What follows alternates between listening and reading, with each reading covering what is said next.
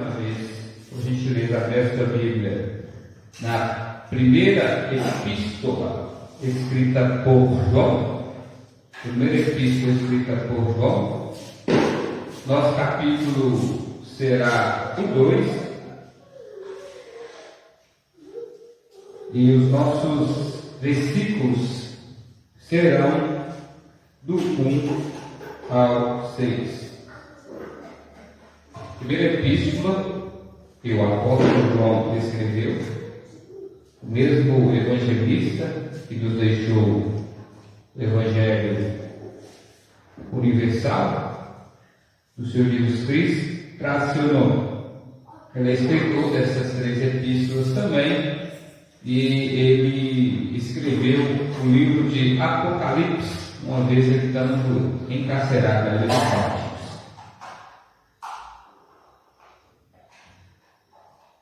E a partir dessa estrutura bíblica, nós vamos desenvolver a mensagem que aqui será exposta. Isso é, o sermão que será pregado.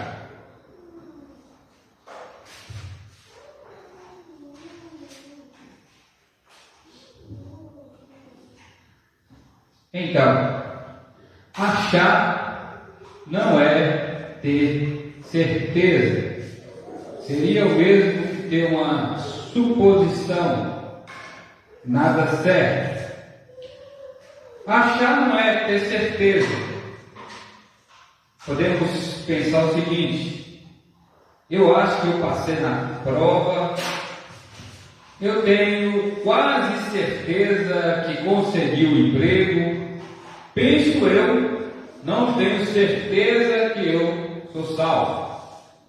Entre essas e outras ilustrações, nós temos aí uma vasta gama de perguntas ou de dúvidas, mas sem clareza diante de uma resposta esperada. Essas colocações não têm benefício algum quando se trata da vida espiritual. Às vezes as pessoas dizem assim: eu acho que eu sou quase salvo, eu estou lutando para entrar no céu, tenho feito por onde, eu acredito por ser uma pessoa boa e viver de forma caridosa, eu creio que quando o dia do julgamento chegar, isso vai contar com um ponto positivo. Isso não abre os portões celestiais da eternidade para ninguém. Não dá benefício algum diante de Deus. E nós vamos perceber por quê. Na primeira epístola, como aqui já fiz algumas referências a respeito das informações que temos sobre João, conhecido como o apóstolo do amor, essa carta ela foi escrita mais ou menos no ano 85 a 95 depois de Cristo. Em termos gerais da questão do conteúdo da carta, o propósito dessa primeira epístola foi transmitir os frutos do trabalho de uma vida, isso é, de Jesus para as próximas gerações. Um desses propósitos também era combater os ensinos errados, mentirosos, é o que nós chamamos de heresias, que giravam em torno do dessotistas, que eram aqueles que pensavam que Jesus não tinha corpo, sendo ele Deus, um espírito, ao habitar na matéria, ele não poderia ser divino, entre outras coisas que eles estavam discorrendo dentro da igreja, assim como também os gnósticos, os iluminados, que pensavam que Jesus ele não veio em carne como qualquer ser humano normal. Lembrando que, claro que ele é fruto do Espírito Santo.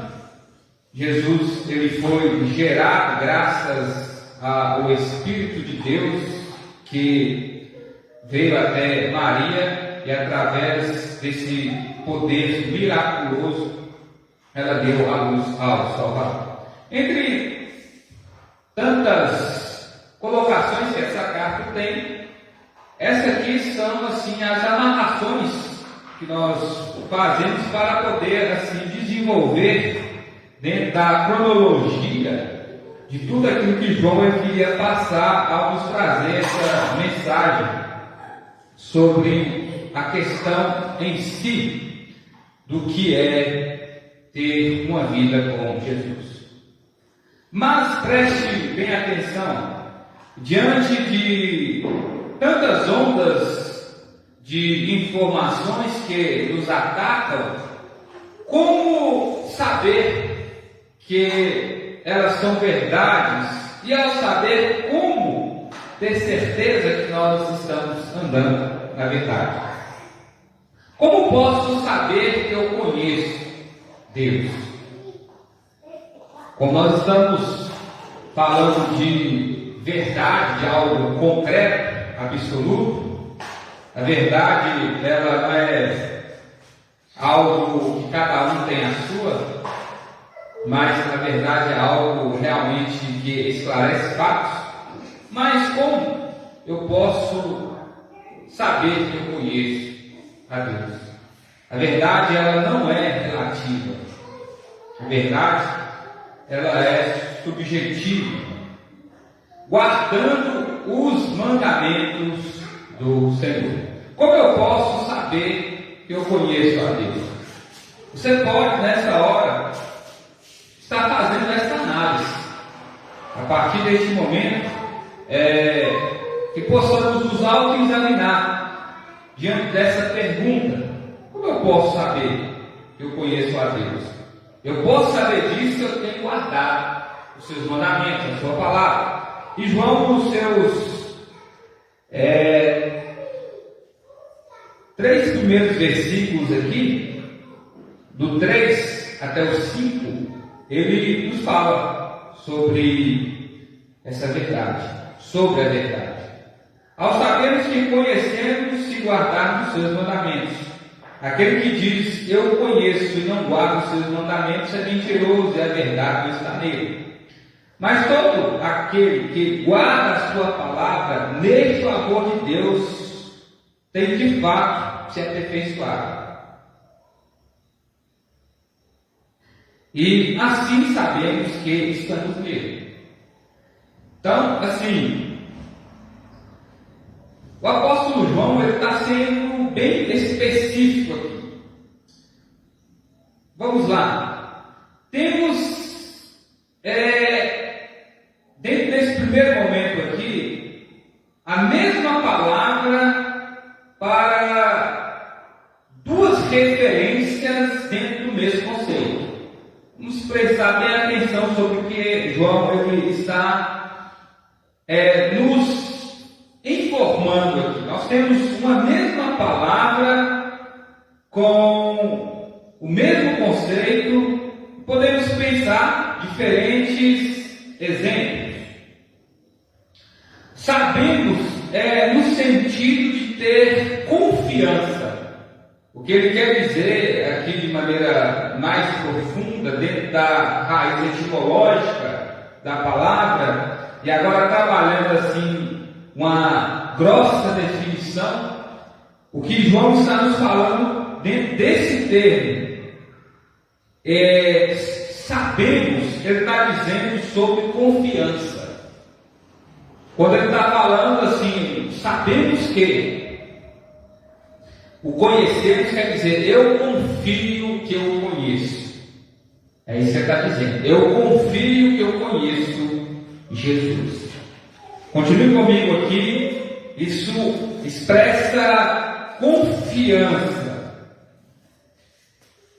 experimento, experiências, Isso é dentro dos mandamentos do Senhor.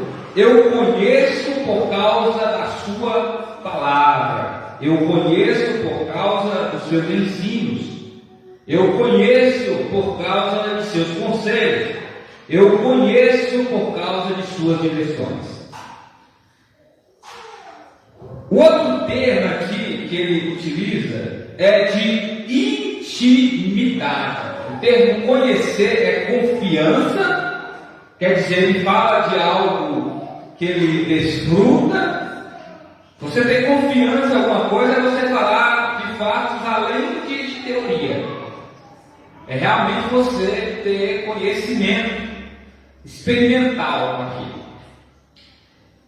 E, como aqui citei, o outro exemplo é esse: intimidade pessoal, ou seja, relacionamento direto com Cristo. Ele apresenta esses dois termos: confiança, entendeu? E intimidade, é o mesmo que ter relacionamento, conhecimento direto de Jesus.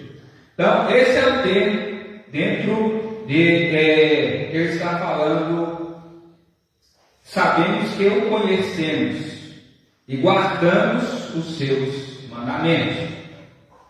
Ele ainda continua a desenvolver. Parece aqui que o texto é bem raso, não, mas ele é profundo, ele é riquíssimo demais sobre o que João nos refere aqui. O termo guardar é o mesmo que proteger, é o mesmo que vigiar, é velar. É aquele negócio, Deus ele vela pela sua palavra. A palavra de Deus é algo preciosa para ele, entendeu? Não é qualquer coisa.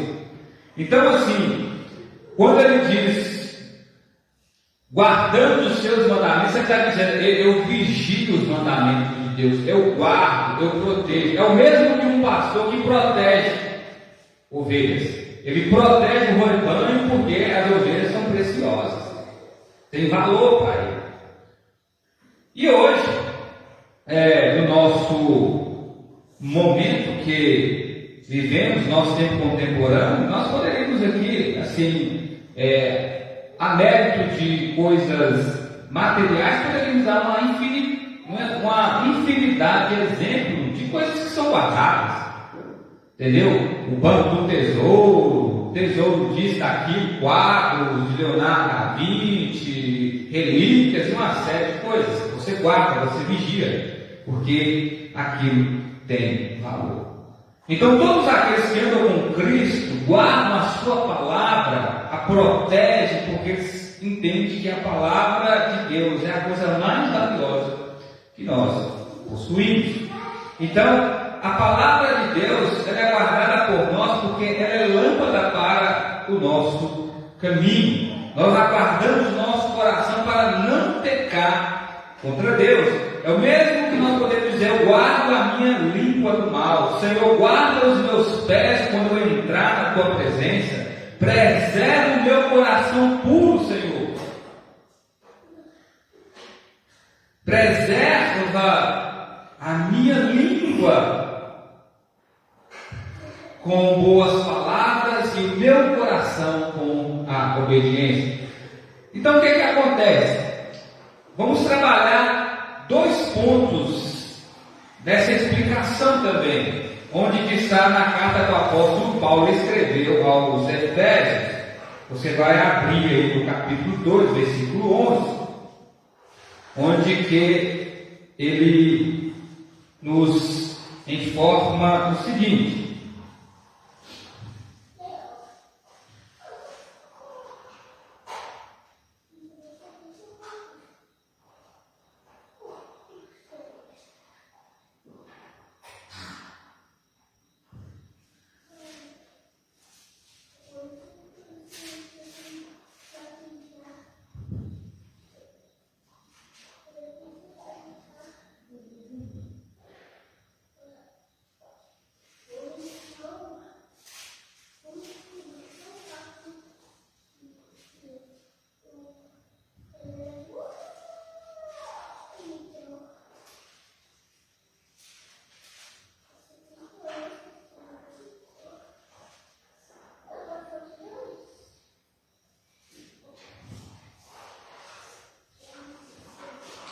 carta que o apóstolo Paulo escreveu aos Filipenses, capítulo 2, versículo 11. E toda língua confesse que Jesus Cristo é o Senhor, para a glória de Deus Pai.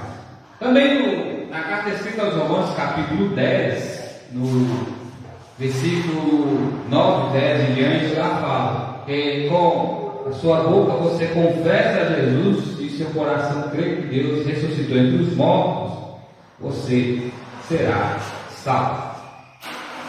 Jesus ele diz algo interessante também o seguinte, ele fala assim: vocês me louvam com os lábios, mas o coração de vocês está longe de mim. O que ele quer dizer? As atitudes que vocês têm não condiz com aquilo que vocês falam. Então, assim, muito mais do que dizer, expressar alguma coisa, no cristianismo, o que vai valer mais é a obediência. O que nós entramos aqui é o primeiro contato a respeito da nova vida que temos. Quando a Bíblia fala do termo andar, caminhar, caminho, estrada, quer dizer sempre vida, convivência, vivendo a vida, propósito. Ela está trabalhando dentro desse sentido, existência. Ainda no Evangelho de João, capítulo 14, versículo 15, o próprio evangelista que nos escreveu essa epístola diz o seguinte, já aqui falando sobre a razão da partida de Jesus, ele deixa algumas considerações finais, quer dizer, antes da sua morte, não é isso? Chegar até a cruz, morte e depois tem a ressurreição, mas aqui estão os últimos ensinos. No capítulo 14, no Evangelho de João, do versículo 15, ele diz: se me amares, obedecerei os meus mandamentos. Agora, nós entramos aqui num ponto de extrema importância, porque uma grande maioria de pessoas não ama Jesus. Como assim? Como assim? Aí é aquele confronto pessoal que ninguém gosta. Eu não amar Jesus?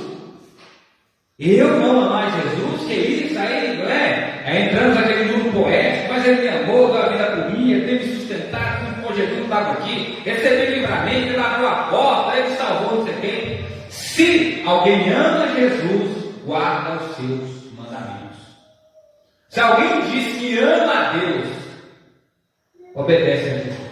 Porque o próprio Cristo também falou: se vocês amassem a Deus, vocês não me rejeitariam. Então, assim, dentro desse mundo platônico que nós vivemos hoje, poucos amam Jesus de verdade, inclusive dentro das igrejas. O que vai distinguir, saber que alguém ama Jesus, essa pessoa obedece os seus mandamentos. Mas aí você está fazendo, você está me doutrinando dentro dos conceitos da lei mosaica? Não, você obedece a Jesus. Jesus é a própria palavra. Ainda, esse mesmo capítulo, no versículo 23, olha o que ele continua dizendo na subsequência. Jesus respondeu: se alguém me amar, obedecerá a minha palavra. Olha o que ele está dizendo, se alguém me amar, obedecerá a minha palavra, o meu Pai o amará, e viremos a Ele e faremos nele morada.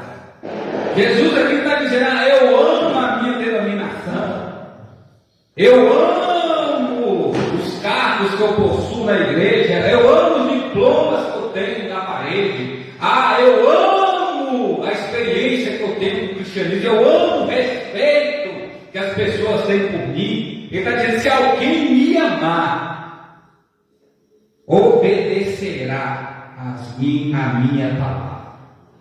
O que vai dizer se essa pessoa de fato creu em Cristo, teve uma regeneração verdadeira, mudou a sua forma de ser, e vai dizer que ela é um seguidor de Jesus, ela é uma seguidora de Jesus, é se ela obedece a palavra do E é isso que João ele está nos mostrando.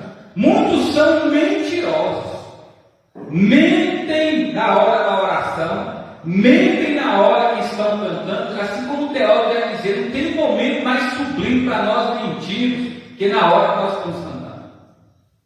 Ali as letras giram em torno, eu vou ser fiel até a morte, eu darei tudo em prol de ti, entrego a minha vida ao Senhor, tu és o meu mundo, eu quero ir além, não é isso? Não é só um tipo de coisa, não, eu vivo para ti, não para mim, já estou crucificado. É um momento mais de mentira que gira em torno do momento da liturgia.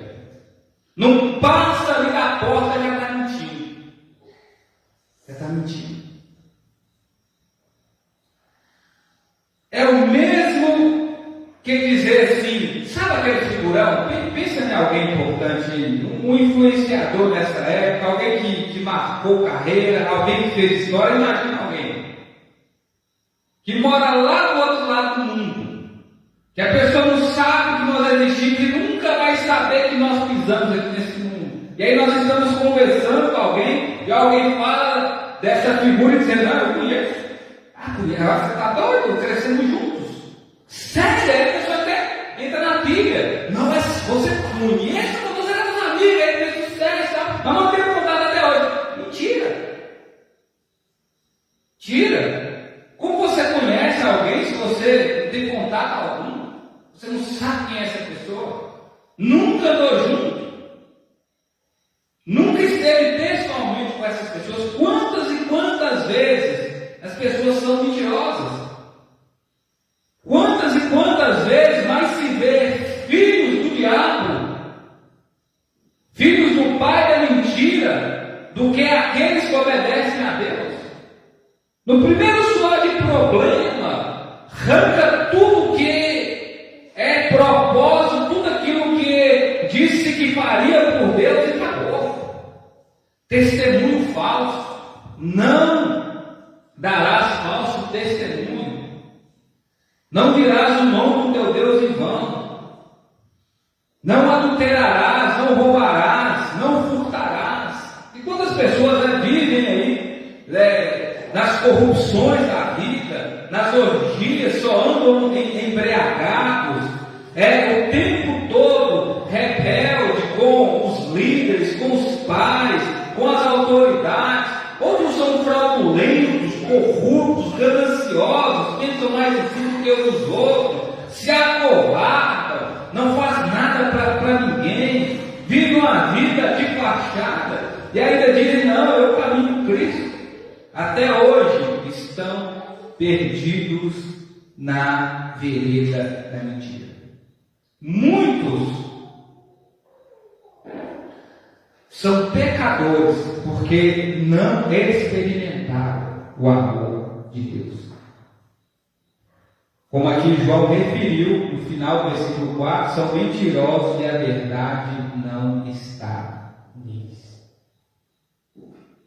Não está. O que ele está dizendo?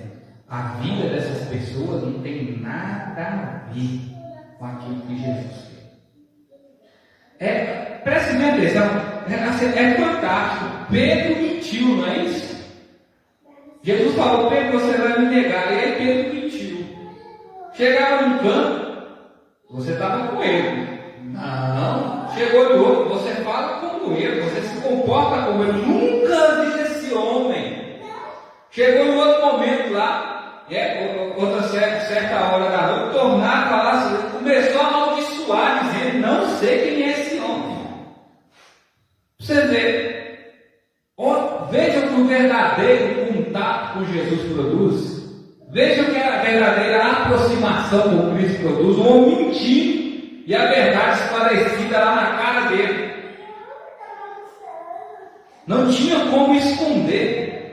Diferente de outros, hoje, que se dizem crente e vivem uma vida de mentira.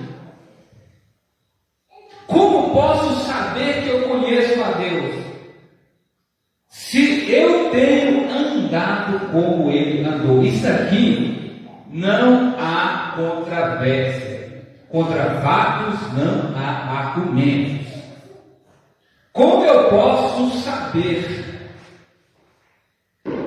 que conheço a Deus? Eu vou saber se eu tenho andado como Ele andou. Se eu guardo a palavra do Senhor no meu coração, então eu ando como Ele andou.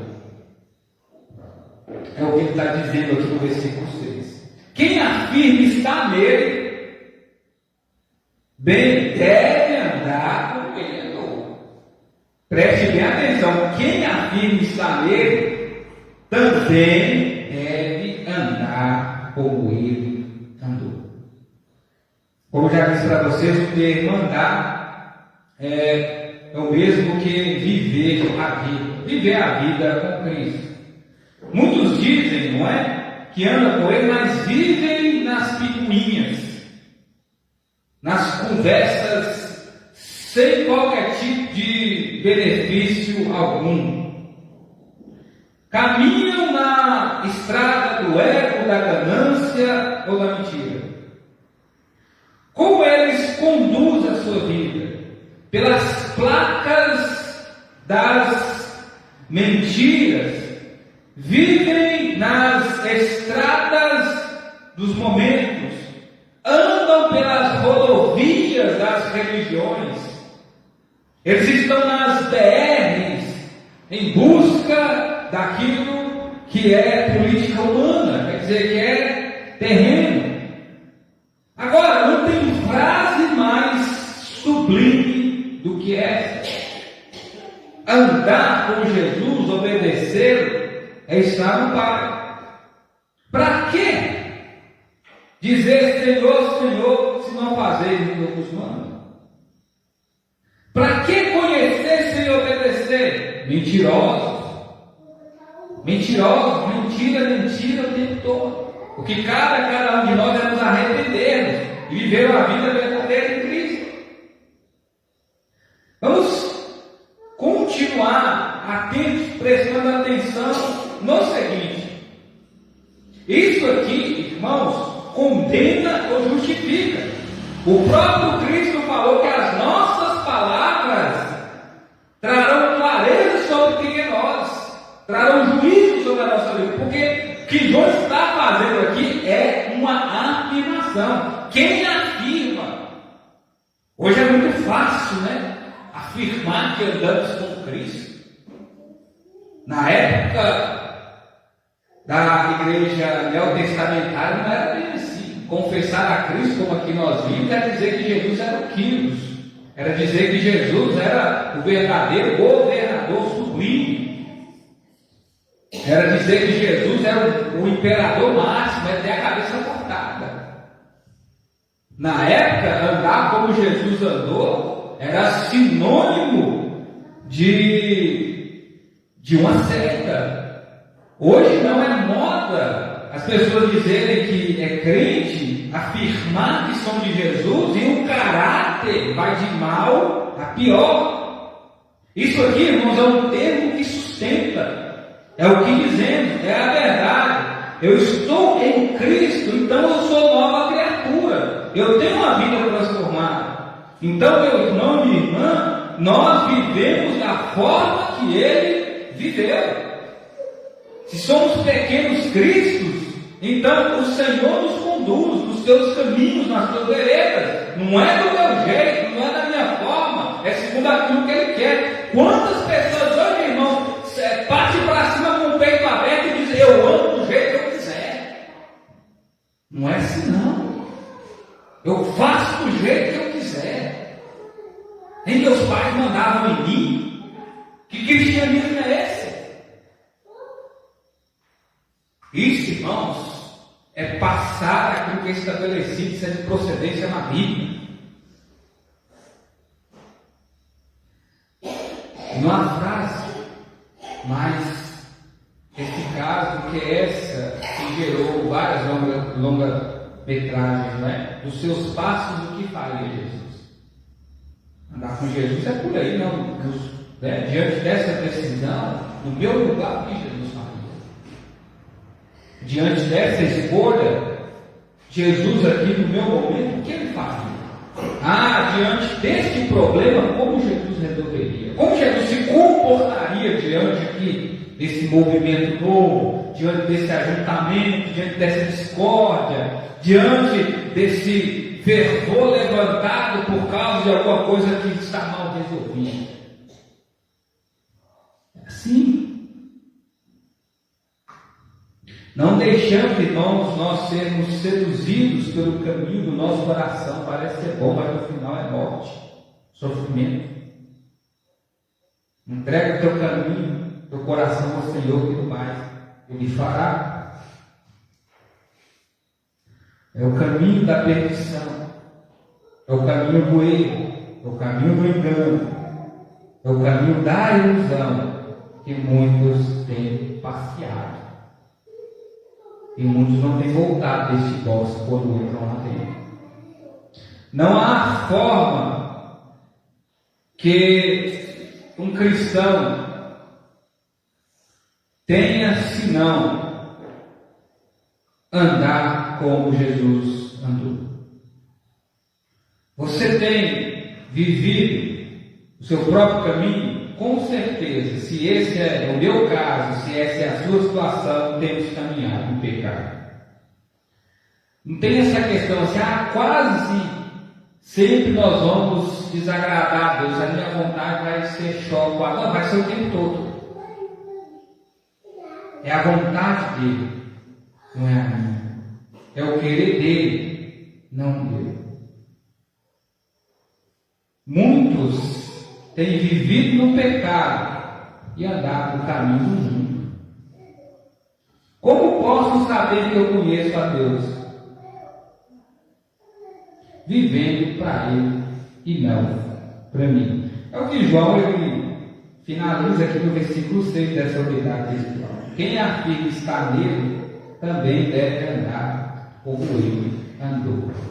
Agora a pergunta que não quer calar é como Jesus andou. Para ficar mais fácil de entender, é como Jesus viveu aqui. É isso mesmo, esse mundo esmazelado, esse mundo corrupto, esse mundo que quem mente leva melhor, esse mundo que só pensa em si, não no outro, esse mundo cheio de guerra, esse mundo cheio de desobediência, cheio de palavrão, cheio de ganância, cheio de prostituição, cheio de escândalo, cheio de pouca vergonha, cheio de desprezo, cheio de tanta coisa ruim. E aí como Jesus viveu aqui, se entregando ao mundo, fazendo parte do mundo, se rendendo ao sistema, ou ele viveu de uma maneira diferente? Porque se ele viveu, se estamos nele, somos capazes de viver também.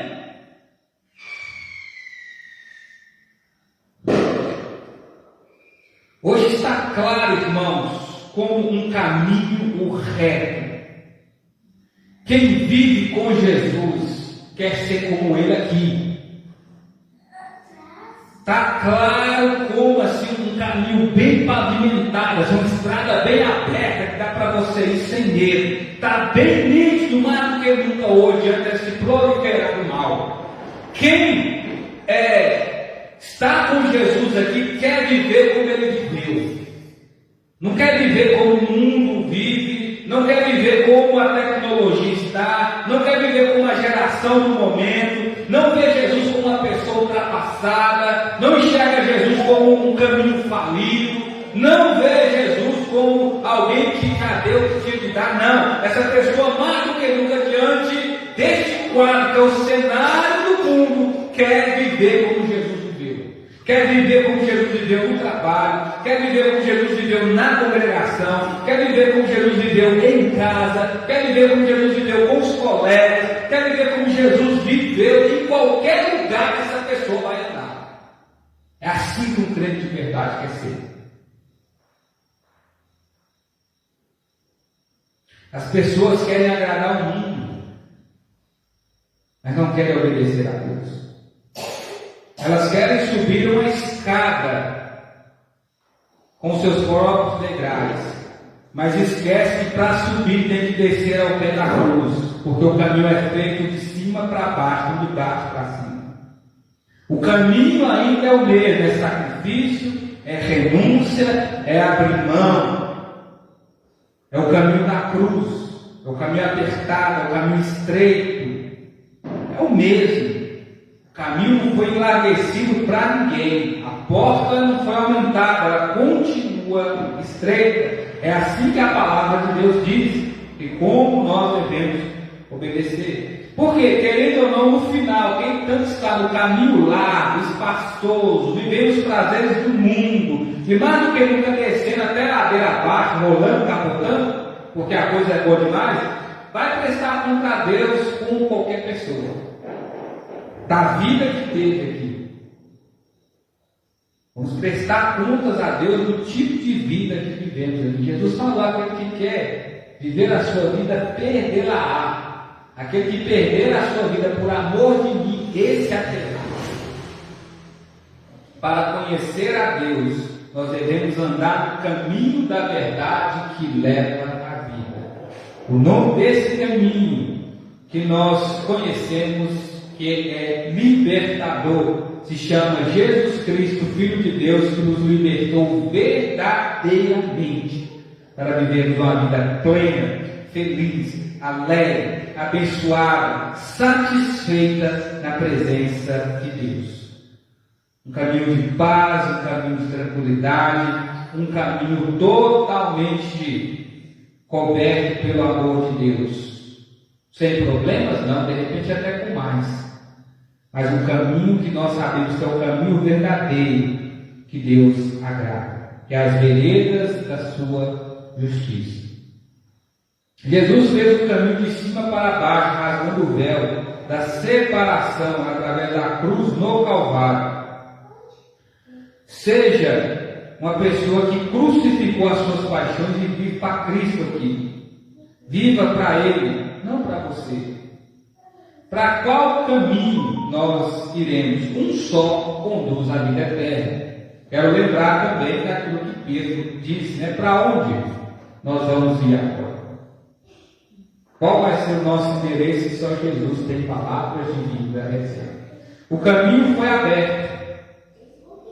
No dia em que a pedra do sepulcro rolou e o túmulo ficou vazio e Jesus havia ressuscitado.